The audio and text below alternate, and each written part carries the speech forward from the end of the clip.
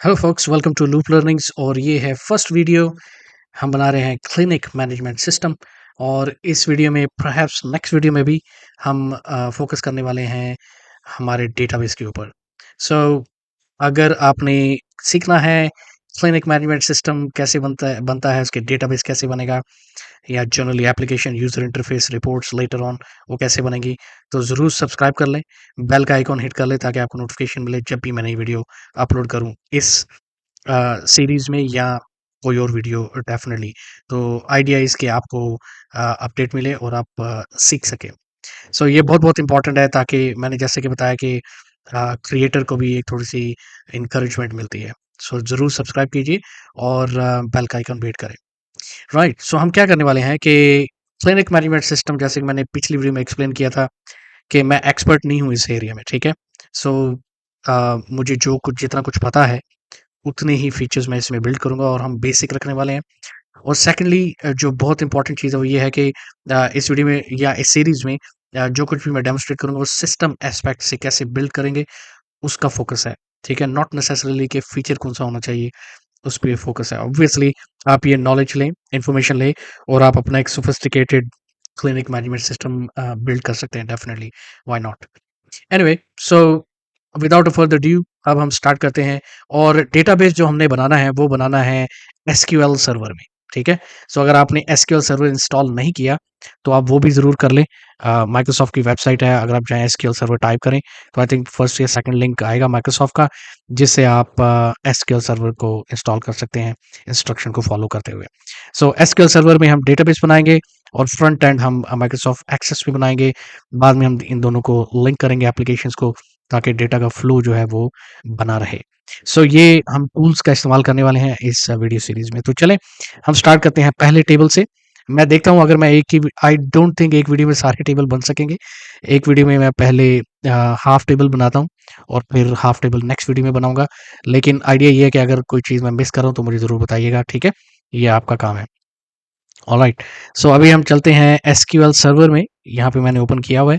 ये SQL server का की main by the way Microsoft SQL server management studio है जो आप देख रहे हैं। ये एक यूज़र इंटरफेस है एसक्यूएल का। सो मैं हमेशा इसी का इस्तेमाल करता हूँ। सो डेटाबेसेस बनाने के लिए आप देख सकते हैं कि सबसे पहला फ़ोल्डर हमारे पास है डेटाबेसेस। इसको मैं प्लस साइन पे क्लिक करूँगा तो एक्सपैंड हो जाएगा। आप देख सकते हैं कि हमने इन्वेंटरी मैनेजमेंट सिस्टम बनाया था। आई थिंक 1-2 महीना पहले हमने उसकी सीरीज़ ख़त्म की है। तो अगर आप वो सीखना चाहते हैं तो ज़रूर वो भी आप सीख लें, प्लेलिस्ट है पूरी इन्वेंटरी मैनेजमेंट सिस्टम की।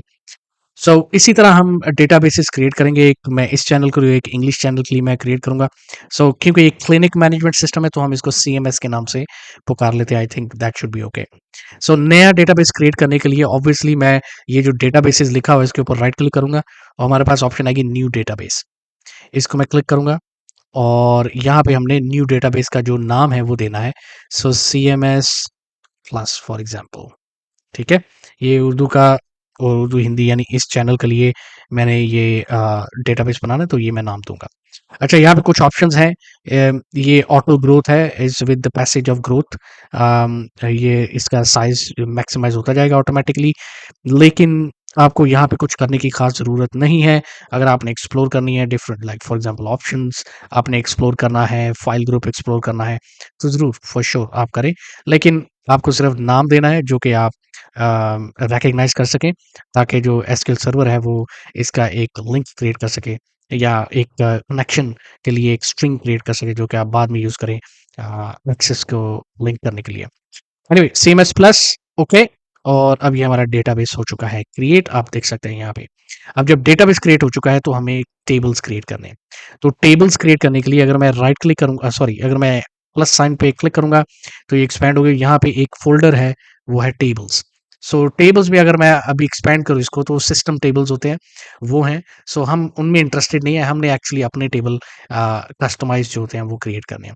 सो टेबल्स क्रिएट करने के लिए मैं टेबल्स के ऊपर राइट क्लिक करूँगा जैसे हमने डेटाबेसेस के ऊपर किया था, न्यू ऑप्शन और मैं क्लिक करूँगा टेबल के ऊपर। सो ये हमारे पास डिज़ाइन व्यू में टेबल क्रिएट हो जाएगा। अब जो मैं टेबल क्रिएट करना चाह रहा हूँ वो पेशेंट्स का टेबल है और उसमें हम सबसे पहले पेशेंट आईडी ये हम ऑटो नंबर रखेंगे। सो पेशेंट आईडी हम मैं कॉपी कर लेता हूँ यहाँ से और हम जाते हैं एसक्यूएल में और यहाँ पे कर लेता हूँ पेस्ट।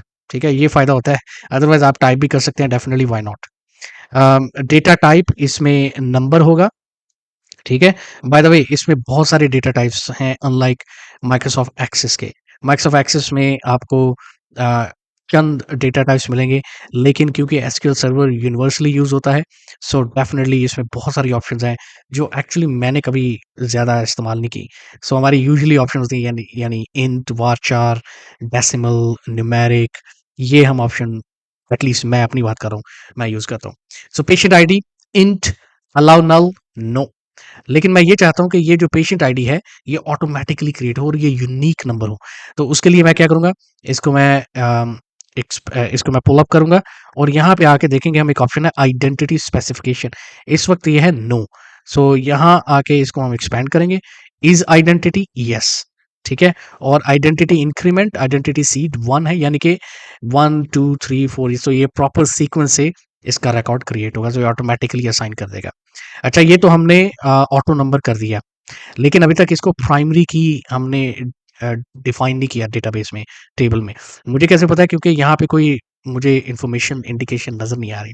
सो लिहाजा मैं इसको क्लिक करूँगा, ये जो चाबी का निशान है की, सो सेट प्राइमरी की।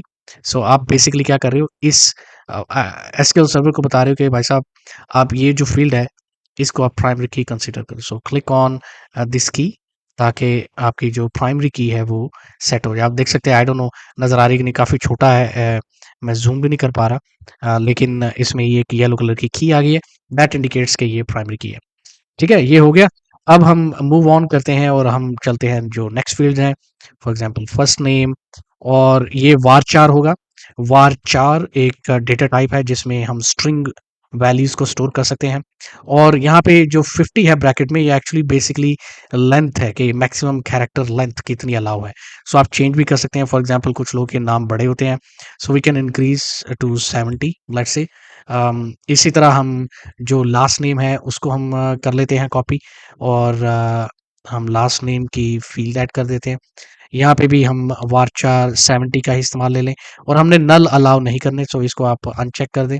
डेट ऑफ बर्थ, अब डेट ऑफ बर्थ, क्योंकि हम पेशेंट क्लिनिक मैनेजमेंट सिस्टम की बात करें, पेशेंट टेबल क्रिएट कर रहे हैं, सो डेट ऑफ बर्थ एक बड़ी वैल्यूएबल इंफॉर्मेशन होगी, specially for doctors. So date of birth is important, या फिर आप एज कर लें। Let's say instead of date of birth मैं एज का ही चूज करूंगा, क्योंकि डेट ऑफ बर्थ थोड़ा सा मुश्किल हो जाता है, बट इन एनी केस अगर आप डेट ऑफ बर्थ रखना चाहते हैं तो ज़रूर कर लें, लेकिन मैं एज कर लेता हूँ। सो रफली पेशेंट की एज क्या है, वो इसमें मैनुअली एंटर की जा सकती है। ठीक है, सो अब देखें, ये डिविएशन होती रहेंगी। ये डेटाबेस मैंने कुछ और सोच के डिज़ाइन किया था पहले, अब हम जब क्रिएट कर रहे हैं एक्चुअली, तो कुछ ना कुछ चेंजेस एक्सपेक्टेड हैं, so it's not alarming. In fact, may be after database is created, फिर मुझे कुछ चीज़ें पता चले, हो मैं तो ये मिस कर गया। सो इट्स ओके, ये एक प्रोसेस है, और जितना जल्दी हम इन जो चीज़ें मिस होंगी उनको पकड़ लेंगे, हमारे लिए उतना अच्छा होगा। सो नेक्स्ट है हमारे पास जेंडर।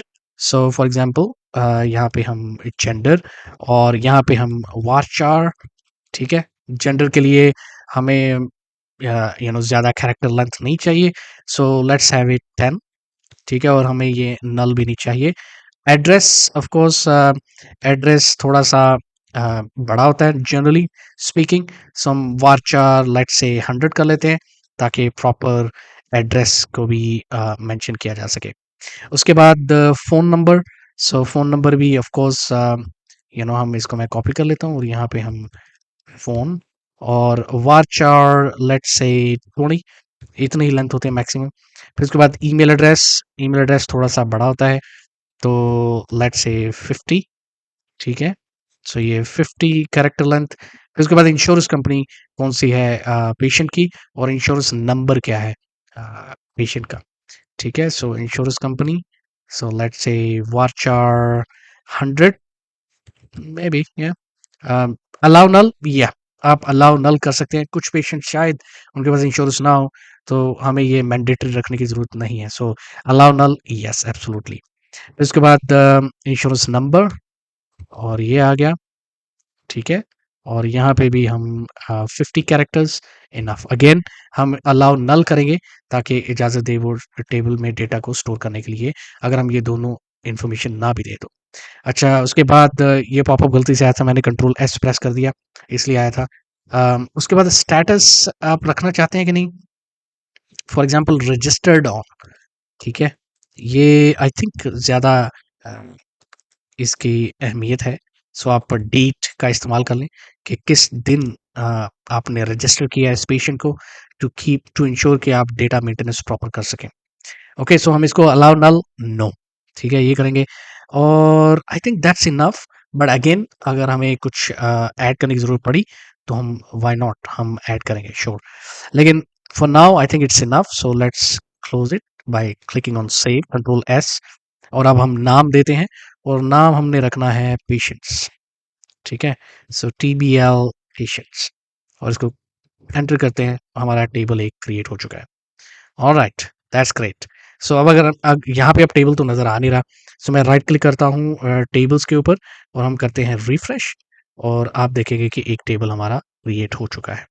ठीक है, सो इस तरह आप टेबल क्रिएट करते हैं एसक्यूएल में। अब मैंने पहला टेबल बनाने में इसलिए इसलिए इतना टाइम लगाया कि आप लोग कुछ लोग शायद ना एसक्यूएल पे काम किया हो, तो उनके लिए थोड़ा-सा आसानी हो समझने के लिए। सो अब मैं थोड़ा-सा स्पीड अप करूँगा और बाकी हम जो 2-3 टेबल हैं, वो बना लेते हैं।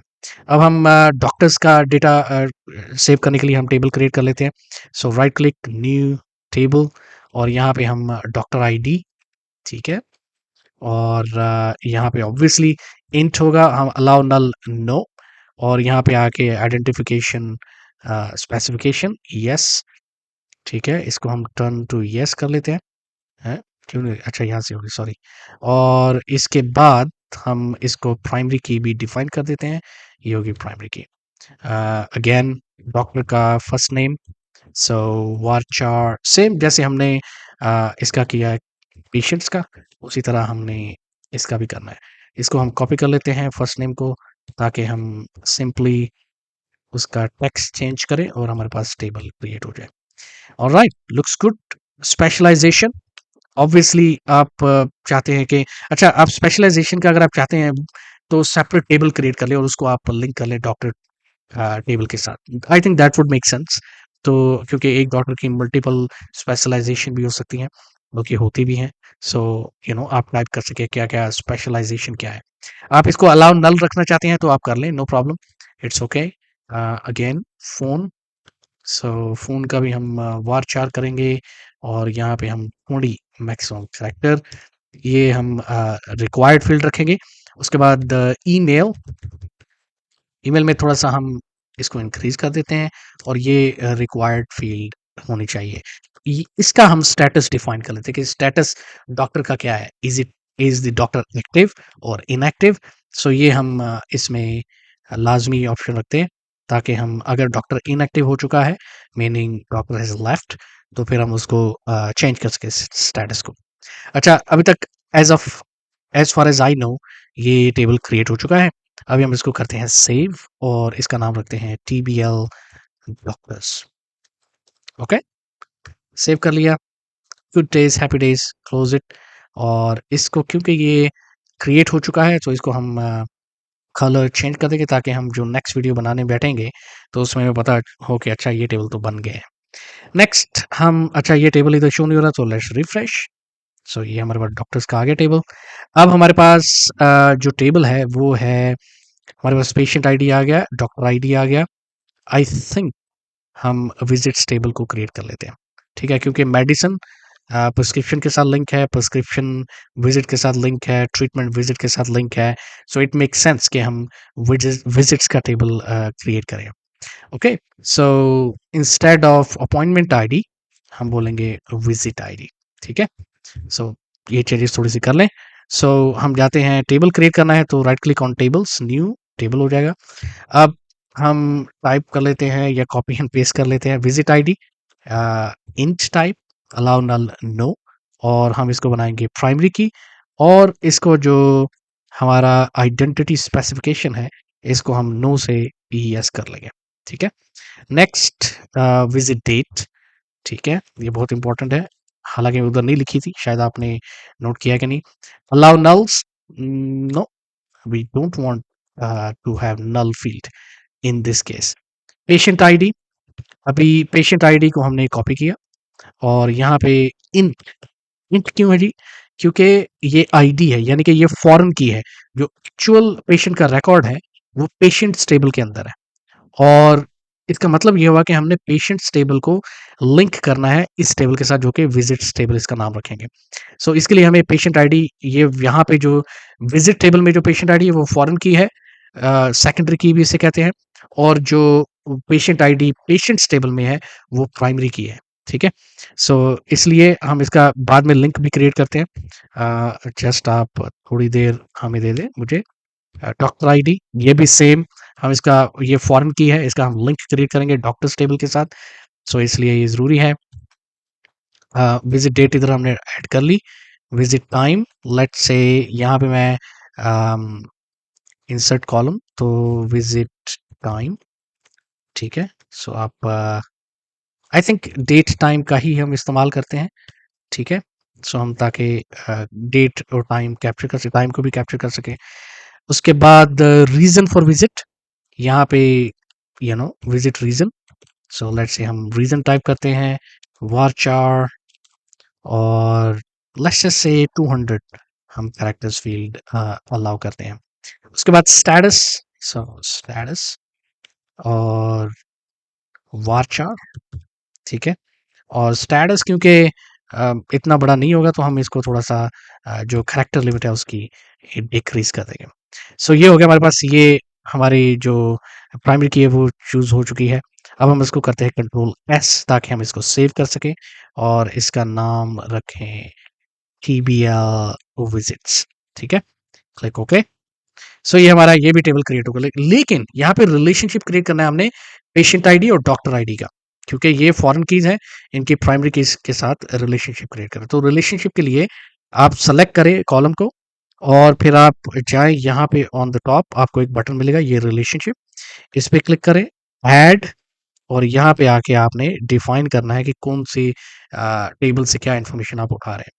सो टीबीएल विजिट्स, हम बात कर रहे हैं पेशेंट आईडी को लिंक करने की। सो हम टीबीएल पेशेंट से लेंगे इन्फॉर्मेशन, और हम लेंगे पेशेंट आईडी जो कॉलम है उसको, और टीबीएल विजिट्स में पेशेंट आईडी ही स्टोर है, तो हम पेशेंट आईडी ले लेंगे। सो क्लिक ओके, और ये हमारा रिलेशनशिप क्रिएट हो चुका है, आप देख सकते हैं यहाँ पे। Click close. अब आएंगे कंट्रोल एस करते हैं, ताकि हमारा जो चेंजेस किए हैं वो अपडेट हो सके। सो अभी हमें हमें एक पॉपअप मैसेज आया, the following tables will be saved to your database, do you want to continue. So यानी कि जो आपने अपडेट की है उसको आप सेव कर रहे हैं। So click yes. अच्छा, कुछ लोगों को शायद एरर आए, उसकी वजह ये है कि आपने जो डिफ़ॉल्ट सेट किया है वो आप चेंज कर लें ऑप्शंस में जाके, और यहाँ पे रिकॉर्ड लेवल पे जो टेक्स्ट एडिटर है फॉर एग्जांपल, यहाँ पे जाके आप इसको अलाउ करें कि अगर यूज़र कुछ चेंजेस करता है और सेव करना चाहता है टेबल को, तो डेफ़िनिटली सेव कर पाए। सो आई थिंक आज के लिए इतना ही है। इस वीडियो के लिए यानी इतना ही बहुत है। हमने 3 टेबल क्रिएट कर दिए, और मैंने आपको एक्सप्लेन किया है कि कैसे-कैसे क्रिएट किया है, और यही मैं दिखाना चाह रहा था इस वीडियो में। उम्मीद करता हूँ कि ये वीडियो आपको अच्छी लगी हो, यानी आपको कुछ सीखने को मिला हो। अगर यस, तो फिर आप ज़रूर चैनल को सब्सक्राइब करें, बेल का आइकॉन हिट करें, ताकि आपको नोटिफ़िकेशन मिले जब भी मैं नई वीडियो अपलोड करूँ। थैंक यू वेरी मच, मिलते हैं अगली वीडियो में, तब तक बाय बाय।